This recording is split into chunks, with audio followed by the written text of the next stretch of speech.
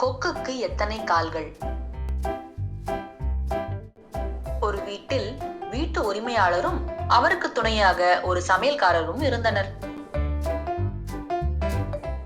ஒரு நாள் வீட்டுக்காரர் கொக்கு ஒன்றை வாங்கி வந்து சமையல்காரரிடம் கொடுத்து கொக்கு குழம்பு வைக்குமாறு சொன்னார்.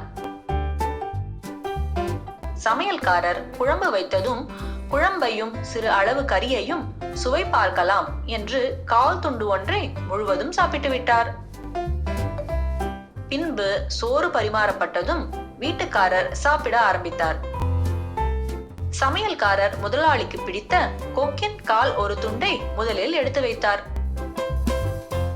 இன்னொரு கால் துண்டையும் வை என்றார் முதலாளி. முதலாளி, கொக்கிற்கு ஒரு கால் தானுங்க என்றார் சமையல்காரர். கொக்கிற்கு இரு கால்கள் இருக்குமே என்றார் முதலாளி.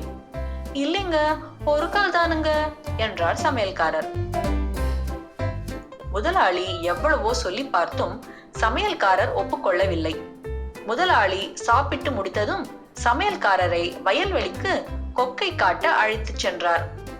வயலில் ஒரு கொக்கு ஒரு காலை மடக்கிக் கொண்டு ஒற்றை காலுடன் நின்று கொண்டிருப்பதை பார்த்த சமையல்காரர், பாருங்க முதலாளி, கொக்குக்கு ஒற்றை கால் தான் என்று முதலாளியிடம் காட்டினார்.